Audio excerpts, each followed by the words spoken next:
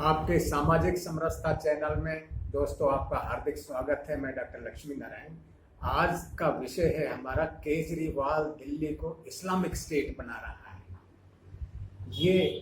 ये तथ्य अनेक जो आजकल अखबारों में और ये जो सामने आ रहा है, इसके आधार पर हमारा ये कंक्लूजन है। और ये केजरीवाल जैसा धूर्त राजनीतिक इस देश की राजनीति में कभी नहीं हुआ। ये मैं अपनी तरफ से नहीं कह रहा हूँ। कर्नल RSN सिंह जो रॉ के डायरेक्टर रहे हैं और देश की इंटेलिजेंस सर्विसेज में जिन्होंने काम किया है, उनका आर्टिकल आप गूगल पर जाकर के देखें और पढ़ें। कितने तथ्यों के साथ उन्होंने कहा है कि केजरीवाल इस देश की सिक्योरिटी के लिए सबसे बड़ा खतरा आज है। उन्होंने ये साबित किया है कि ऐसा हो ही नहीं सकता कि कोई दूसरा नौकरशाह जो गवर्नमेंट जॉब में हो वो ऐसा कारनामा कर दिखाए जो इस केजरीवाल ने किया। सरकारी सेवा में रहते हुए इसने अपने कई ऑर्गेनाइजेशन NGOs इस्टेब्लिश किए, रजिस्टर करवाए, और विदेशों से जो फोर्ड फाउंडेशन है, दूसरे संगठन हैं जो देश के अंदर पत्रकारों को पैसा देने के लिए, देश विरोधी गतिविधियों के लिए और दूसरों के लिए पैसा देते हैं, उनसे फंडिंग ली। और ये अमाउंट थोड़ा नहीं, करोड़ों रुपयों की संख्या में बार बार इनके 3 परावर्तन, कबीर और CSDS नाम के 3 ऑर्गेनाइजेशन जो इसने सिसोदिया, योगेंद्र यादव वगैरह के साथ मिलकर के ये संगठन चलाए। जो भी कोई देश के समर्थन, कोई बांध बनना होता है या कोई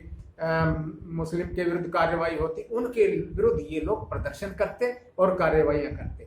और सरकारी सेवा में रहते हुए वर्ल्ड बैंक से लोन लेना और इन संगठनों से पैसा लेना, विदेशों से पैसा लेना, ये बहुत गैर कानूनन काम था। और ये केजरीवाल जैसे धूर्त व्यक्ति ने करके दिखाया। ये व्यक्ति इतना प्लानर है, इतना शातिर है। इसे ये जो शाहीन बाग की जो धरना स्थल का हुआ या चांद बाग का जो हिंदुओं के खिलाफ ये दिल्ली में आग भड़की, ये सब ये प्रमाणित हो गया है। उमर खालिद अभी गिरफ्तार हुआ है 3-4 दिन पहले। उसके मोबाइल से जो फोटो मिले हैं, आपने अखबारों में भी देखा होगा, टीवी पे भी देखा होगा, ये अरविंद केजरीवाल के साथ के उसके फोटो। मतलब उसकी संलिप्तता इन दंगों के अंदर पूरी तरह से। उसका ताहिर हुसैन जो उसका एक पार्षद था जिसका संपर्क सीधा इनकी पार्टी से था, और इनके सभी पार्टी के, आप पार्टी के जितने कार्यकर्ता दिल्ली को जो झुलसाने में लगे हुए थे, वो ये बात प्रमाणित हो रही है कि ये कितना दंगा भड़काने में कितना साजिश कर रहा था ये आदमी। तो कर्नल साहब ने जो तथ्य दिए हैं वो फोर्ड फाउंडेशन के अलग अलग समय की अलग कि कितना कब पैसा इसको विदेशों से कब मिला, और वो सारा डिटेल प्रमाण सहित उन्होंने साबित किया है कि ये व्यक्ति देश की सिक्योरिटी के लिए आज सबसे बड़ा खतरा है। और हमारा इस आधार पर यह है कि ये आदमी दिल्ली को इस्लामिक स्टेट बना रहा है। आज दुनिया भर के इस्लामिक जो संगठन है, आतंकवादी संगठन, वो दिल्ली में डेरा डाले हुए पड़े हैं।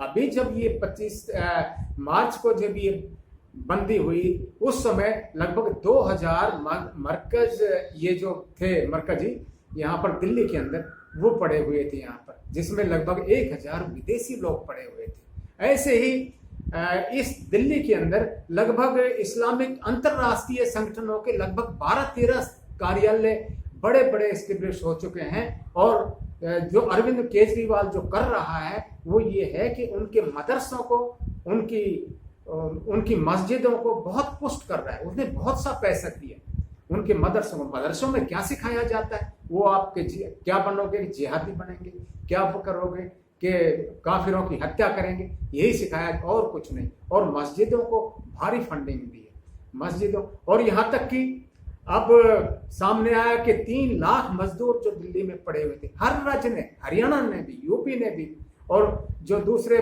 पंजाब, ये हमारे गुजरात, सभी राज्यों ने अपने अपने जो हिंदू मजदूर थे, मजदूर सारे वो हिंदू थे, मुस्लिम नहीं थे, तो उन मजदूरों की रहने की व्यवस्था जो की थी सभी राज्यों ने अपने अपने राज्यों में की थी, और उनको वापस भेजने की व्यवस्था भी राज्यों ने की थी। हरियाणा ने लगातार लंबे समय तक यहाँ पर सभी मजदूरों को रोके रखा, उनके खाने का इंतजाम था सरकार की तरफ से, सभी राज्यों ने, पंजाब आदि सभी राज्यों ने किया। लेकिन दिल्ली ने क्या किया, उन 3 लाख मजदूरों को जो हिंदू थे सभी यहाँ से यूपी के और बिहार के, उनको निकाल करके बस में बिठाकर उत्तर प्रदेश के बॉर्डर पर छोड़ दिया। उनके लिए उन्होंने, दिल्ली ने ये रहने की, खाने की और व्यवस्थाएं नहीं की, और भेजने की व्यवस्था दिल्ली ने नहीं की क्योंकि वो हिंदू थे।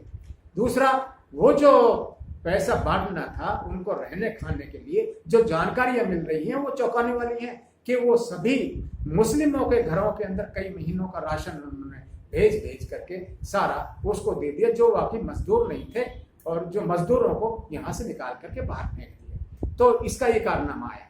दूसरा, उसने ये कहा कि दिल्ली में तो अब उसका पैसा ही नहीं है, कर्मचारियों को देने के लिए पैसा नहीं है।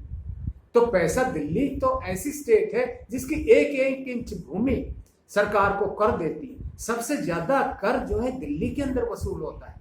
ये कोई प्लेन जमीन नहीं है, ये तो सारी दिल्ली तो सारी की सारी कॉमर्शियल है।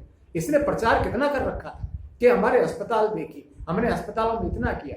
अस्पतालों में रहने के लिए आज देखा गया, कैमरे पे आ रहा है, टीवी पे चल रहा है कि उनके अस्पतालों में व्यवस्था ही नहीं है। वो सबसे ज्यादा अव्यवस्थित जो स्टेट है वो ये है। केजरीवाल क्या करता है, सिर्फ मीडिया को खरीद कर रखता है।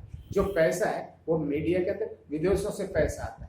क्या हुआ कि चुनाव से पहले ये विदेशों में, दुबई और दूसरे जगहों पर जाता है। इसका इस्लामिक जो संगठन है उनसे सबसे गहरा रिश्ता है। जो उमर खालिद का गिरफ्तारी और दूसरे लोगों का, तो ये बहुत बड़ा माओइस्ट, प्लानिस्ट और देश के लिए बहुत बड़ा खतरा है। इसने दिल्ली की जगह जगह जमीनों के ऊपर बड़े बड़े अंतर्राष्ट्रीय संगठनों के, जो इस्लामिक संगठन है, उनके कार्यालय बनवाए हैं। उनको ये पूरी मदद दे रहा है, उनको आर्थिक मदद दी जा रही है और सब तरह से उनकी मदद दी हो रही है। तो एक तरह से ये देश के अंदर ही, दिल्ली के अंदर ही नागों को पाल रहा है, जो कभी भी किसी तरह से भी इस देश के नहीं है, और हमेशा जब भी आवश्यकता पड़ती है वो देश के विरुद्ध खड़े हो जाते हैं। ये उनको पुष्ट कर रहा है। और दुनिया में बहुत जगह ऐसा होता है कि वो इस तरह का, यूक्रेन वगैरह को उन्होंने, RSN सिंह ने उदाहरण दिए, दूसरे इस्लामिक कंट्रीज में किस तरह से वो उस पर कब्जा कर लेते हैं।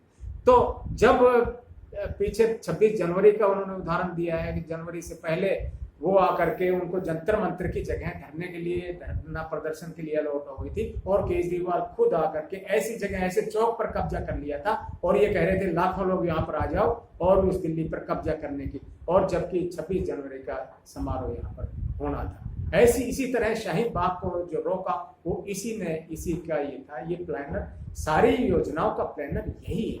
शाहीन बाग का, या ये जो दूसरी जगह जो ये दंगे भड़के हैं, जहाँ भी दंगे भड़के हैं, ये सब, ये प्लानिंग में इसका पूरा हाथ है। और ये इस दिल्ली को एक इस्लामिक स्टेट बना रहा है धीरे धीरे। और सरकार को ये इस पर छानबीन करनी चाहिए कि जो रेवेन्यू आता है वो जा कहाँ रहा है।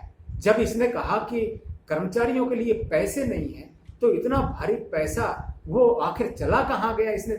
इसने अस्पतालों का जिक्र किया, अस्पतालों की व्यवस्थाएं तो आपने देखी, और इस्लामिक जो मुस्लिम परिवार है उसको इसने कितना पुष्ट कर दिया है और कितना इसने संपन्न किया है। उनको तरह तरह की आर्थिक, हालांकि 10-12 योजनाएं तो केंद्र सरकार की तरफ से चली हुई है ऐसी, जो हिंदुओं को नहीं मिलता है। यूनिवर्सिटी ग्रांट्स कमीशन के हैं, दूसरे स्कॉलरशिप है, फ्री एजुकेशन है, हर बच्चों को पैसा मिलता है। उनसे बाहर जा करके ये मदद कर रहा है और दिल्ली को एक इस्लामिक स्टेट बना रहा है। मेरा आप सभी से निवेदन है कि हमारे इस चैनल का आप प्रचार प्रसार कीजिए और इसको सब्सक्राइब कीजिए, और इससे, ताकि ये विचार हो और दिल्ली के अंदर सब लोग सचेत हों। और केंद्र सरकार से मेरा निवेदन है कि इसकी अच्छी तरह से जांच करें कि ये पैसा किस तरह से, किस जगह इन्वेस्ट कर रहा है और कहाँ, कौन सी आतंकवादी गतिविधियों में ये संलिप्त है। और ये जितने भी अंतर्राष्ट्रीय संगठन के, ये मरकज के, तबलीगी मरकज के और दूसरे संगठनों के यहाँ पर दिल्ली की सरकारी जमीन पर जो कब्जे हो गए हैं, उनको,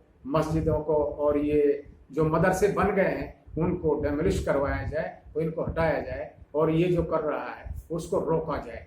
मैं दोबारा आपका धन्यवाद करता हूँ। हमारे इस चैनल से जुड़े रहिए और इसको सब्सक्राइब और शेयर कीजिए, और आपका स्नेह मिलता रहे। धन्यवाद।